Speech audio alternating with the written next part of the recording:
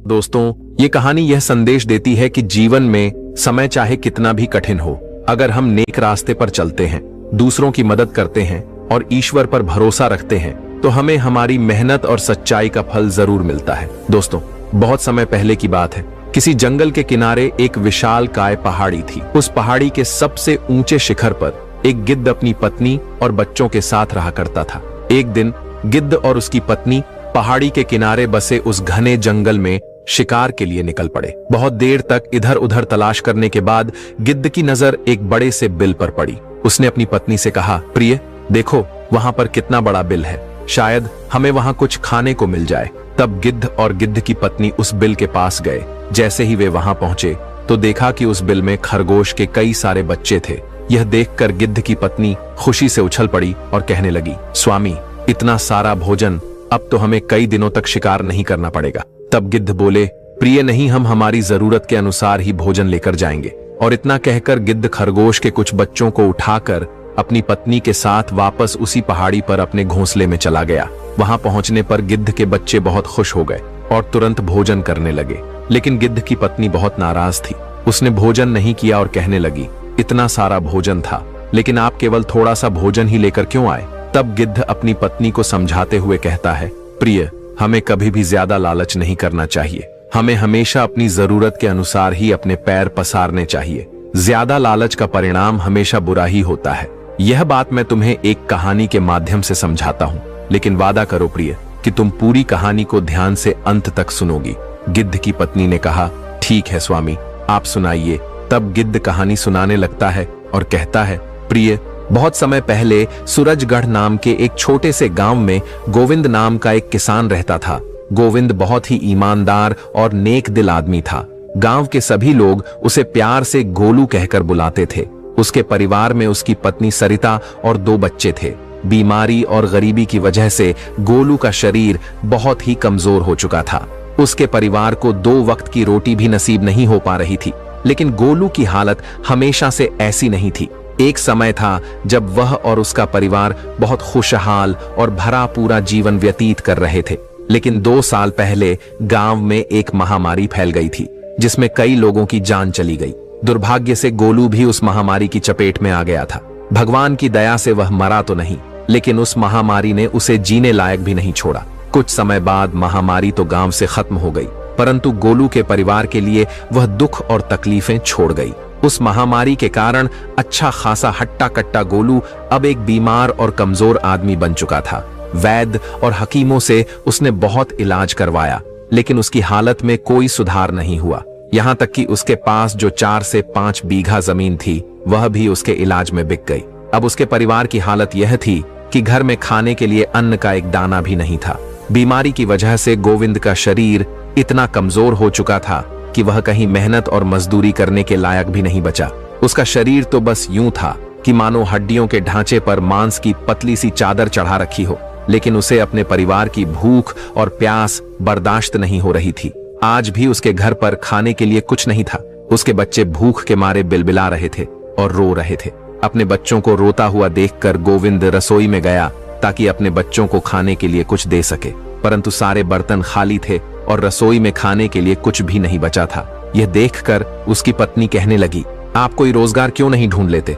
इस तरह से आखिर कब तक चलेगा? गोविंद कहने लगा, मैंने जिंदगी में कभी भी कोई लापरवाही नहीं बरती और ना ही कभी काम से जी चुराया, लेकिन बीमारी ने मुझे बहुत ही कमजोर कर दिया। अब मैं कामकाज के काबिल नहीं रहा, ये तो तुम भी जानती हो।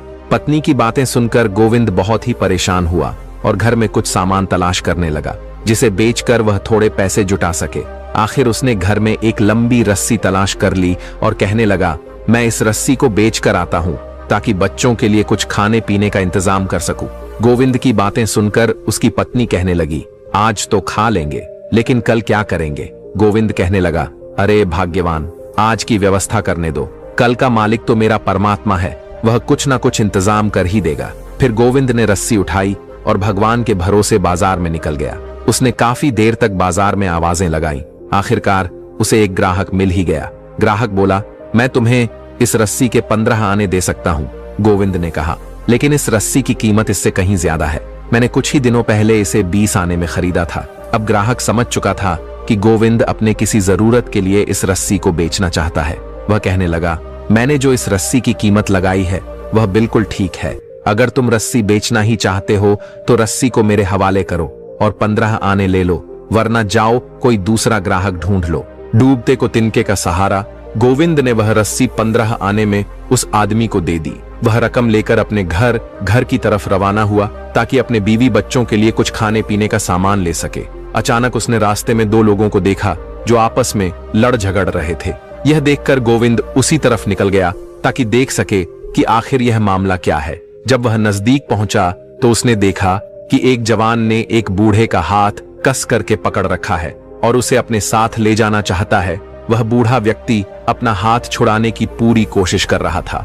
गोविंद ने उस नौजवान से पूछा, अरे भाई, आखिर तुम इस बूढ़े को कहां ले जाना चाहते हो? जरा इसकी उम्र तो देखो, ये तुम्हारे बाप की उम्र का है। क्या इसके साथ ऐसा बर्ताव करना ठीक है? वह बूढ़ा जो बहुत ही मजबूर था गोविंद से कहने लगा, देखो भाई साहब, ये नौजवान मुझे सिर्फ 15 आने के लिए कोतवाल के पास ले जाना चाहता है ताकि मुझे कैद खाने में डलवा सके। अब तुम ही बताओ, क्या परमात्मा यह चाहेगा कि मैं जो इतने सालों से इस नगर में इज्जत की जिंदगी जीता आ रहा हूँ, सिर्फ 15 आने के लिए कैद खाने चला जाऊं?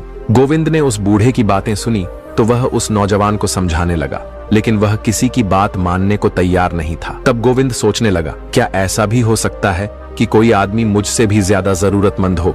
अगर यह बूढ़ा कैद खाने चला गया तो इसकी पत्नी और बच्चों का खर्च कौन उठाएगा?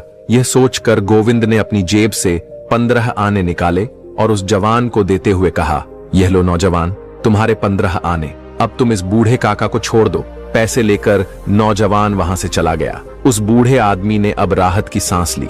वह गोविंद के सामने हाथ जोड़ते हुए उसे दुआएं देने लगा, बेटा, भगवान तुम्हारा भला करें और तुम्हें इसका 100 गुना दे। उस बूढ़े आदमी की दुआएं सुनते सुनते गोविंद भी अपने घर की तरफ वापस चल पड़ा। चलते चलते गोविंद यह सोच रहा था कि अब मजबूरी में उसे खाली हाथ ही घर वापस लौटना पड़ेगा, लेकिन दिल ही दिल में उसे यह तसल्ली भी थी कि गरीबी के बावजूद उसने एक नेकी का काम किया है। यही सोचते सोचते गोविंद अपने घर पहुंच चुका था। जब उसकी पत्नी ने देखा कि वह चुपचाप और सिर झुकाए खड़ा है तो वह समझ गई कि यह हमारे खाने पीने का इंतजाम नहीं कर सके, बल्कि वह रस्सी जो यह घर से लेकर गए थे उससे भी हाथ गवा बैठे हैं। वह पूछने लगी, क्या हुआ? आप खाली हाथ क्यों लौट आए और उस रस्सी का क्या हुआ? गोविंद ने सारी बात अपनी पत्नी को बता दी। यह सुनकर उसकी पत्नी बोली, आपने एक अच्छा काम किया है, एक बूढ़े आदमी को कैद खाने जाने से बचा लिया, पर आपको यह मालूम होना चाहिए कि जो दिया घर की रोशनी के लिए होता है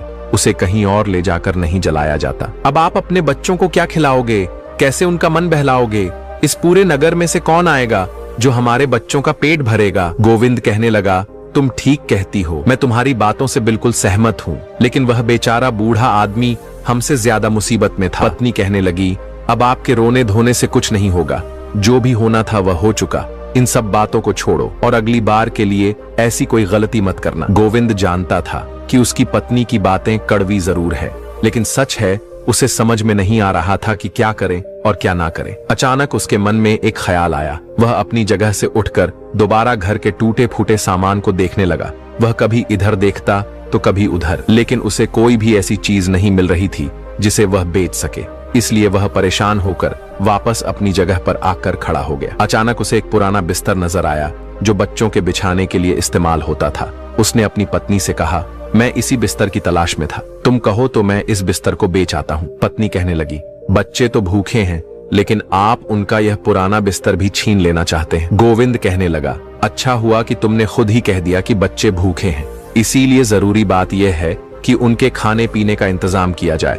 पुराने बिस्तर के होने या ना होने से क्या फर्क पड़ जाएगा? उसकी पत्नी ने जब यह देखा कि इस बिस्तर की गोविंद की नजरों में कोई कीमत नहीं है तो वह आंसू बहाने लगी और कहने लगी, ठीक है, समेट लो इसे और बेच डालो, लेकिन याद रखना इसे कम दामों पर मत बेचना, ताकि कुछ दिनों तक तो हमारे बच्चों का पेट भर सके। गोविंद के पास अब कहने को कोई बात नहीं थी, इसलिए उसने अपना सिर झुकाया, चुपचाप बिस्तर को लपेटा और घर से बाहर निकल गया। वह चलता गया और फिर एक ऐसे बाजार में पहुंच गया जहां पर नई और पुरानी चीजों का व्यापार होता था। गोविंद ने उस बिस्तर को बेचने के लिए आवाजें लगाई, परंतु बहुत कम ही खरीदार उसकी तरफ आ रहे थे। जो थोड़े बहुत आ भी रहे थे वे इस बिस्तर को इधर उधर पलट कर देखते, उसमें कई तरह की कमियां निकालते और फिर आगे बढ़ जाते। आखिरकार एक ऐसा खरीदार भी आ गया जिसे वह बिस्तर पसंद आ गया था। उस आदमी ने इस बिस्तर की कीमत पूछी तो गोविंद कहने लगा 10 आने। उस आदमी को शायद उस बिस्तर की उतनी जरूरत नहीं थी, इसलिए जब उसने 10 आने सुने तो कहने लगा भला इस फटे पुराने बिस्तर के लिए वह कौन आदमी होगा जो 10 आने खर्च करेगा। ये कहकर वह खरीदार आगे बढ़ गया और फिर गोविंद से दूर जाने लगा। लेकिन गोविंद भागकर उसके पास गया। उसने उस आदमी का हाथ पकड़ा और कहने लगा हुजूर, ऐसा जुल्म न करें, मुझे पैसों की जरूरत है, इसीलिए मैं इससे कम कीमत पर भी आपको यह बिस्तर बेच दूंगा। आखिरकार उसने वह बिस्तर 8 आने में बेच दिया और पैसे लेकर अपने घर की तरफ रवाना हो गया। वह रास्ते में सोचने लगा कि आखिर मैं अपने बच्चों के लिए ऐसा क्या खरीदूं कि उनका पेट भी भर जाए और उनका दिल भी बहल जाए। इतने में उसे एक बूढ़ी महिला के रोने की आवाज सुनाई दी। जब गोविंद ने आवाज सुनी तो वह रुक गया और देखने लगा कि वह आवाज कहां से आ रही है। तभी उसने देखा कि एक बुजुर्ग महिला ने अपने जवान बेटे का हाथ पकड़ा हुआ था और उससे कह रही थी मुझे किसी वैद्य या हकीम के पास ले चलो। लेकिन वह नौजवान उस बुजुर्ग महिला से अपना पीछा छुड़ाना चाहता था और कह रहा था माँ, मुझे जाने दे, मैं तेरे इलाज के लिए रकम कहां से लेकर आऊं। गोविंद ने जब उनका यह झगड़ा देखा तो आगे बढ़ा और उनसे झगड़े की वजह पूछने लगा। बुजुर्ग महिला कहने लगी मैंने अपने इस बेटे को पालने के लिए दिन रात एक करके मेहनत की, पर आज जब मैं बूढ़ी हो चुकी हूँ, मैं बीमार हूँ, तो यह मुझे किसी वैद्य हकीम के पास नहीं ले जा रहा। वह नौजवान कहने लगा मैं इस बात से सहमत हूँ कि मेरी माँ ने बड़ी तकलीफों से मुझे पाला और मुझे पाल पोस कर बड़ा किया, लेकिन मैं मजबूर हूँ, मेरे पास इतनी रकम नहीं है कि मैं अपनी माँ को हकीम के पास ले जा सकूं।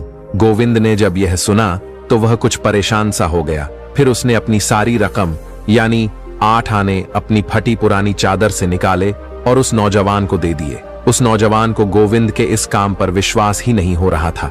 उसने चाहा कि वह गोविंद के कदमों में गिर पड़े, लेकिन गोविंद ने उसे ऐसा करने से रोक दिया और कहने लगा मेरे दोस्त, तुम अपनी जरूरत पूरी करो और अपनी माँ का इलाज करवाओ।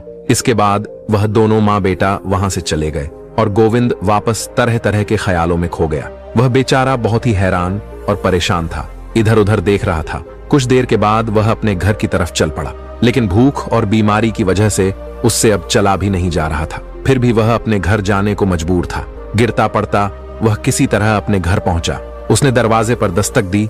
उसकी पत्नी और बच्चे इसी इंतजार में थे, इसलिए उसकी पत्नी ने तुरंत दरवाजा खोल दिया। उसकी पत्नी के चेहरे पर खुशी साफ झलक रही थी, लेकिन जब उसने अपने पति के चेहरे पर मायूसी देखी तो उसकी खुशी भी गम में बदल गई। पत्नी कहने लगी अरे यह आपने क्या किया, आप एक बार फिर से खाली हाथ व लौट आए। गोविंद ने जब अपनी पत्नी को गुस्से में देखा तो उसे सारी बात बता दी। सारी बात सुनने के बाद उसकी पत्नी बोली आपको तो सिर्फ दूसरे लोगों से प्यार है, उन्हें मुसीबत में देखकर आपको उनकी सहायता कर रहे हो, लेकिन पता नहीं आपको अपने बच्चों पर दया क्यों नहीं आती।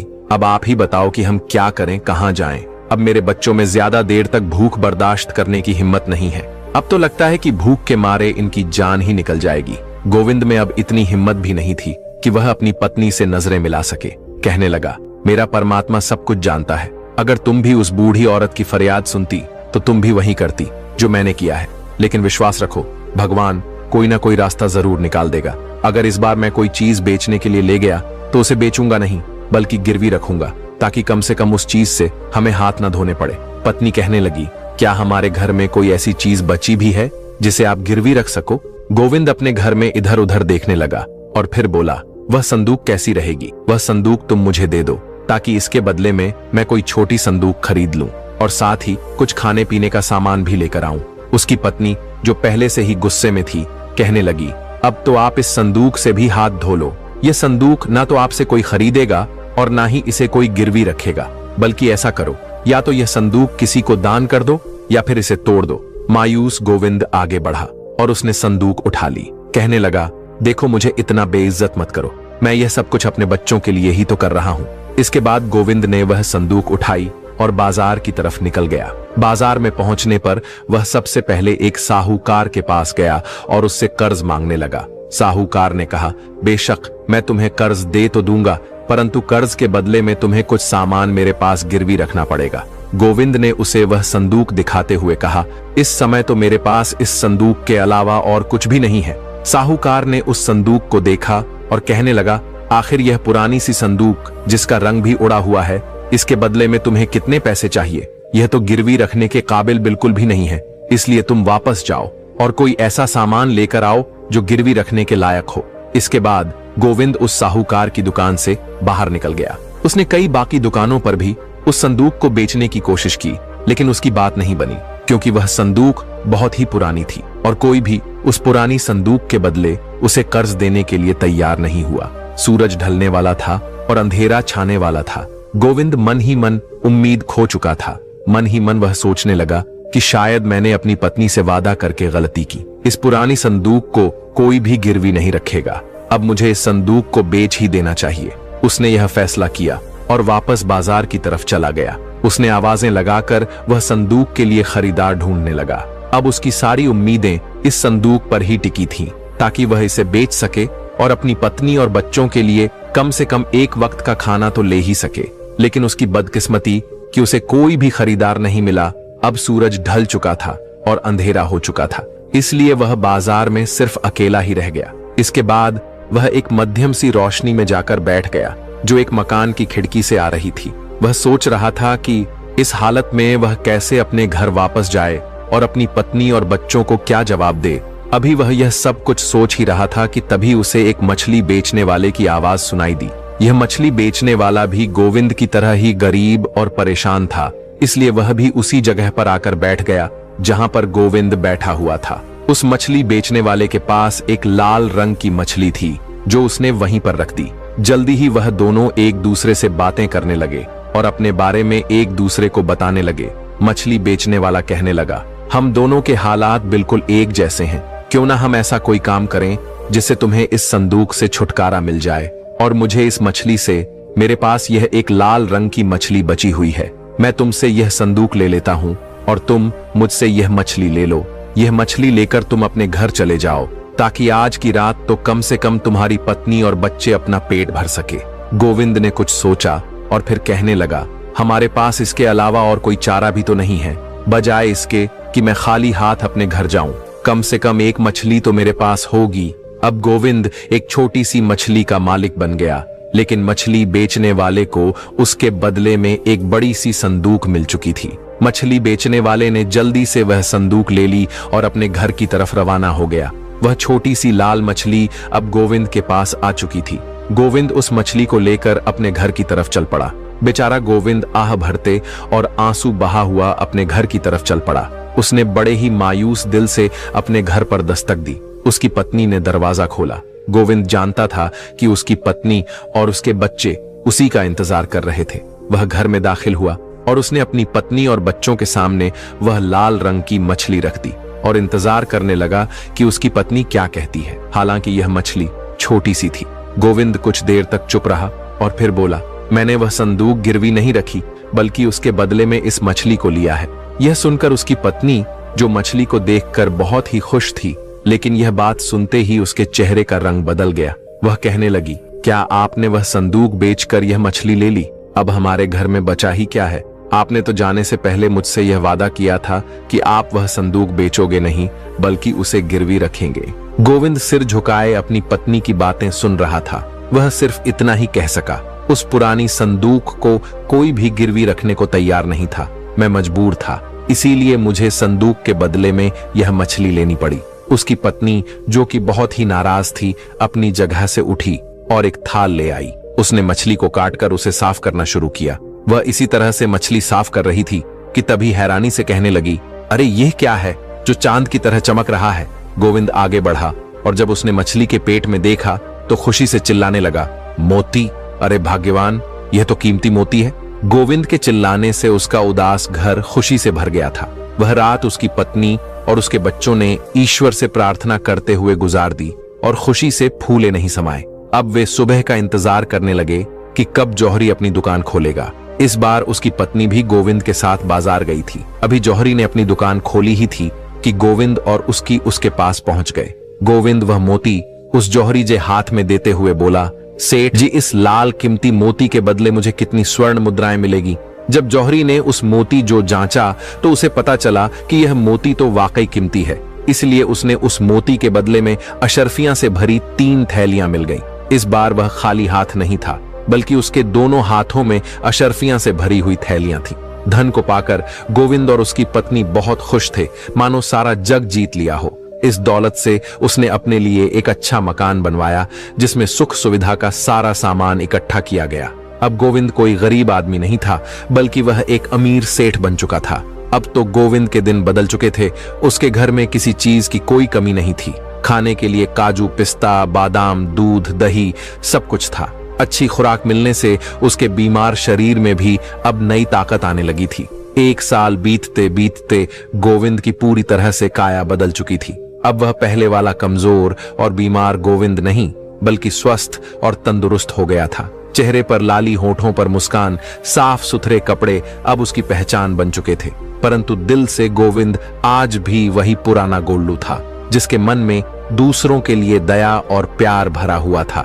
इन 1 साल के दौरान उसके पूरे परिवार की काया ही बदल चुकी थी। पूरे इलाके में यह बात फैल चुकी थी कि गोविंद को एक मछली के पेट से मोती मिला, जिसे बेचकर उसकी जिंदगी बदल गई। समय के साथ धीरे धीरे यह बात उस मछली बेचने वाले तक भी पहुंच गई, जिसने वह मछली गोविंद को संदूक के बदले में दी थी। जब उसे इस बात का पता चला कि उसकी दी हुई मछली से गोविंद अमीर आदमी बन गया है, तो उसने मन में विचार किया कि क्यों ना मैं गोविंद के पास जाऊं और उस मछली के बदले में कुछ और रकम मांगूं, क्योंकि उसकी दी हुई मछली की वजह से ही आज गोविंद एक सेठ बन चुका था।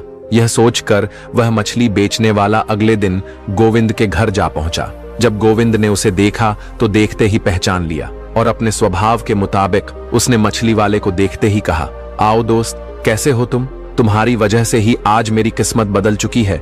गोविंद ने उसकी खूब खातिरदारी की और फिर जब वे दोनों बातें करने बैठे तो मछली बेचने वाला कहने लगा, गोविंद भाई, मेरी दी हुई मछली के कारण ही तुम एक सेठ बने हो। उसी में से तुम्हें कीमती मोती मिला था, तो क्या मुझे इनाम में कुछ मिलना नहीं चाहिए? उसकी यह बात सुनकर गोविंद एक पल के लिए हैरान रह गया, परंतु फिर मुस्कुराते हुए कहने लगा, हाँ दोस्त, तुम्हारे साथ मैंने जो सौदा किया था उसी की वजह से मैं आज इतना मालदार हो गया हूँ। तुम यहीं पर ठहरो, मैं अभी तुम्हारे लिए कुछ लेकर आता हूँ। यह कहते हुए गोविंद अंदर गया और एक थैली लेकर बाहर आया। वह थैली उसने मछली बेचने वाले को दी और कहने लगा, दोस्त, इसमें पूरी 100 सोने की अशर्फियां हैं। मेरे ख्याल में इतनी रकम इनाम के तौर पर तुम्हारे लिए काफी रहेगी। उस आदमी ने जब अशर्फियां से भरी हुई थैली देखी तो उसकी आंखों में चमक आ गई, लेकिन उसके मन में अब लालच आ चुका था। वह कहने लगा, गोविंद भाई, तुम सिर्फ 100 अशर्फियां देकर मुझे बहलाना चाहते हो। तुमने वह मोती बेचकर जो दौलत हासिल की उसका आधा हिस्सा मुझे चाहिए। यह सुनकर गोविंद के चेहरे का रंग उड़ गया। वह कहने लगा, देखो भाई, वैसे तो उस सौदे में मछली के बदले तुम्हें मैंने संदूक दे दी थी, लेकिन यह तो मेरी ईमानदारी और नेक दिल्ली है कि मैं तुम्हें 100 अशर्फियां दे रहा हूं। वह आदमी कहने लगा, नहीं गोविंद, मैं तो तुमसे अपना हक मांग रहा हूं। इस पर गोविंद ने कहा कि मैंने तुमसे जब वह मछली खरीदी थी तो उस सौदे के साथ यह मोती भी उस मछली के साथ ही था। उस मोती को बेचकर जो भी दौलत मिली उस पर मेरा पूरा हक है। जब दोनों के बीच इस बात को लेकर बहस होने लगी तो आस पड़ोस के लोग भी वहां पर इकट्ठा हो गए। आखिर में फैसला यह हुआ कि वे दोनों अपने मुकदमे को लेकर राजा के दरबार में जाएंगे और राजा ही इस बात का सही फैसला करेंगे। गोविंद और वह आदमी दोनों राजा के दरबार में पहुंचे।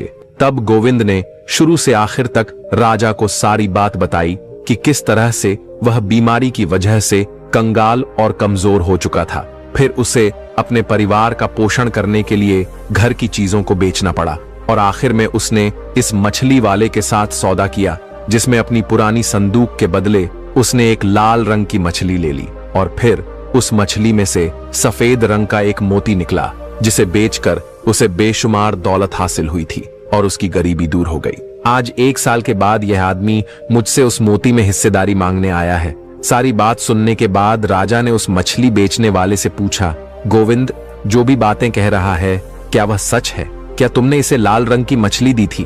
उस आदमी ने कहा, महाराज, सारी बातें बिल्कुल सच है। मैंने ही इसे एक लाल रंग की मछली दी थी और उसके बदले में एक संदूक मैंने ले ली थी, परंतु मैंने सिर्फ मछली बेची थी, उसके पेट में जो मोती था वह नहीं। राजा ने पूछा, क्या तुम खुद मछलियां पकड़ते हो? वह आदमी कहने लगा, नहीं महाराज, मैं तो सिर्फ मछलियां बेचता हूं। मैं इन्हें मछुआरों की बस्ती में से एक मछुआरे से खरीद कर लाता हूं।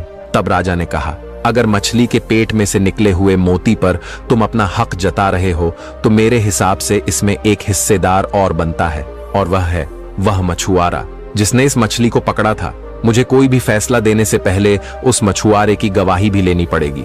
इसलिए तुम जाओ और कल दरबार में उस मछुआरे को लेकर हाजिर हो जिससे तुमने ये मछली खरीदी थी। इसके बाद राजा ने दोनों को वापस भेज दिया। मछली बेचने वाला वह आदमी अब दुविधा में पड़ चुका था, लेकिन फिर भी वह राजा के कहने पर मछुआरों की बस्ती में जा पहुंचा। उसने उस मछुआरे को ढूंढने की कोशिश की जिससे 1 साल पहले उसने वह मछली खरीदी थी, परंतु काफी ढूंढने के बाद भी वह मछुआरा उसे नहीं मिला। अगले दिन वह फिर से दरबार में पहुंचा और उसने कहा, महाराज, मैंने काफी ढूंढने की कोशिश की परंतु मुझे वह मछुआरा कहीं पर नहीं मिला। राजा ने कहा, अगर यह बात है तो मुझे यह फैसला गोविंद के पक्ष में ही सुनाना होगा। यह सुनकर वह आदमी कहने लगा, महाराज, मुझे 1 दिन का वक्त और दीजिए, मैं कैसे भी करके उस मछुआरे को ढूंढ कर लाऊंगा। उस दिन वह आदमी फिर से मछुआरों की बस्ती में गया और उस मछुआरे को ढूंढने लगा, परंतु उसे निराशा ही हाथ लगी। तब उसने सोचा कि अगर मैं किसी दूसरे मछुआरे को अपने साथ ले जाऊं और वह राजा के सामने यह झूठी गवाही दे दे और कह दे कि मैंने उससे ही मछली खरीदी है तो बात बन सकती है। यह विचार आने के बाद उस आदमी ने एक मछुआरे को इस बात के लिए राजी कर लिया कि वह के दरबार में यह गवाही देगा कि वह मछली उसने ही उस मछली बेचने वाले को बेची थी। अगले दिन जब दरबार लगा तो गोविंद, वह मछली बेचने वाला और गवाही देने के लिए मछुआरा, तीनों राजा के सामने हाजिर हुए। राजा ने उस मछुआरे से पूछा, क्यों भाई मछुआरे, 1 साल पहले क्या तुमने ही वह सुनहरी मछली इस मछली बेचने वाले को बेची थी? वह मछुआरा कहने लगा, महाराज, हाँ, मैंने ही वह सुनहरी मछली इस आदमी को बेची थी। यह सुनकर राजा कुछ पल के लिए चुप रहा और फिर उसने मछली बेचने वाले की तरफ देखा और बोला, असल बात तो यह है कि उस मछली के पेट में से जो कुछ भी निकला हो उस पर अब तुम्हारा कोई हक नहीं है, क्योंकि उस समय जो सौदा हुआ था उसके अनुसार तुम्हें मछली के बदले में संदूक दी जा चुकी है। मैं यह फैसला तुम्हें पहले दिन भी सुना सकता था, लेकिन मैं तो सिर्फ तुम दोनों की नीयत और ईमानदारी को परखना चाहता था। मेरे हिसाब से गोविंद एक नेक दिल और ईमानदार आदमी है। उसकी नीयत में कोई खोट नहीं है, क्योंकि आज भी वह तुम्हें उस मछली के बदले में 100 अशर्फियां देने को तैयार था। हालांकि इस बात की कोई जरूरत भी नहीं थी, परंतु तुम्हारी नीयत बेईमान और लालची है, क्योंकि तुमने अपनी झूठी बात को सच साबित करने के लिए मेरे सामने एक झूठा गवाह लाकर खड़ा कर दिया। तुमने इस मछुआरे को सब कुछ समझा दिया, मगर इसे मछली का रंग बताना भूल गए। जब मैंने इससे पूछा कि क्या तुमने सुनहरे रंग की मछली बेची है, तो इसके जवाब में इसने कहा, जबकि मछली का रंग लाल था। अगर मछली के रंग के बारे में यह मछुआरा भूल गया होता तो साफ साफ कह सकता था कि इसे अब मछली के रंग के बारे में कुछ पता नहीं है, परंतु झूठ के पांव नहीं होते और इसने सुनहरे रंग की मछली होने पर हामी भर दी। इस बात से यह स्पष्ट है कि मछली के बारे में इसे कोई जानकारी नहीं है और ना ही इसने कोई मछली तुम्हें बेची। तुम इसे झूठी गवाही देने के लिए दरबार में लेकर आए हो। नियम के मुताबिक तो तुम्हें इसकी सजा मिलनी चाहिए और तुम पर जुर्माना होना चाहिए, लेकिन मैं इसका फैसला गोविंद पर छोड़ता हूँ।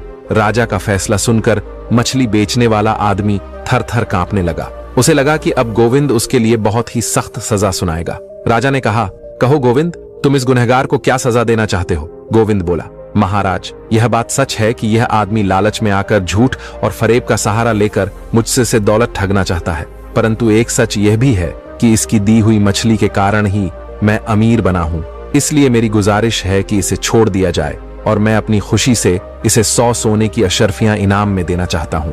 यह सुनते ही मछली बेचने वाला वह आदमी गोविंद के पैरों में गिर गया और कहने लगा, भाई, लालच ने मुझे अंधा कर दिया था, परंतु तुमने मुझ जैसे लालची इंसान पर भी दया की। इसके लिए मैं सारी जिंदगी तुम्हारा आभारी रहूंगा। गोविंद ने उसे उठाया और कहा, दोस्त, तुम्हें अपनी गलती का पछतावा है, इससे अच्छी बात और क्या हो सकती है। यह कहते हुए वे दोनों बड़ी खुशी के साथ राजा के दरबार से लौट और फिर गोविंद ने उसे 100 अशर्फियां से भरी हुई एक थैली दे दी। जब बाकी लोगों को इस बारे में पता चला तो वे सब भी गोविंद की तारीफ करने लगे। अब पूरे इलाके में गोविंद की इज्जत और भी बढ़ गई थी। इस तरह कहानी के अंत तक पहुंच गए। गिद्ध ने कहा, प्रिय, इसीलिए मैंने कहा था कि हमें जो मिले उसी में खुश रहना चाहिए। ज्यादा लालच हमेशा नुकसानदेह होता है। गिद्ध की पत्नी को गिद्ध की बात अच्छी तरह समझ आ गई और उसने अपना गुस्सा त्याग कर दोनों ने खुशी से भोजन किया। यह कहानी ईमानदारी, लालच और न्याय पर आधारित है। गोविंद जो गरीबी से जूझ रहा था, अपनी पुरानी संदूक के बदले एक मछली खरीदता है, जिससे उसे एक बहुमूल्य मोती प्राप्त होता है। वह मोती बेचकर अमीर बन जाता है। 1 साल बाद मछली बेचने वाला आदमी मोती में हिस्सेदारी मांगता है। मामला राजा के दरबार में पहुंचता है, जहां राजा बुद्धिमानी से उसकी बेईमानी को उजागर करता है। लेकिन गोविंद अपने बड़े दिल का परिचय देते हुए न केवल उसे माफ कर देता है, बल्कि उसे 100 अशर्फियां भी इनाम में देता है। इससे यह सीख मिलती है कि ईमानदारी और उदारता का सदा सम्मान होता है, जबकि लालच अंततः हार जाता है। तो दोस्तों, आज की हमारी कहानी यहीं समाप्त होती है। आपको यह कहानी कैसी लगी, कमेंट में लिखकर हमें जरूर बताएं। हम उम्मीद करते हैं कि आपको यह कहानी पसंद आई होगी और आपको इससे कुछ प्रेरणा मिली होगी। दोस्तों, मिलते हैं अगली वीडियो में एक और नई कहानी के साथ। तब तक के लिए दोस्तों, आप सभी से निवेदन है कि अगर आपने अभी तक हमारे चैनल बोधि पथ को सब्सक्राइब नहीं किया है तो सब्सक्राइब करें और बेल आइकन को ऑन करें, ताकि हमारी वीडियो की जानकारी सबसे पहले आपको मिले और आप उसका फायदा उठा सकें। वीडियो अंत तक देखने के लिए आपका बहुत बहुत धन्यवाद। जय श्री कृष्ण।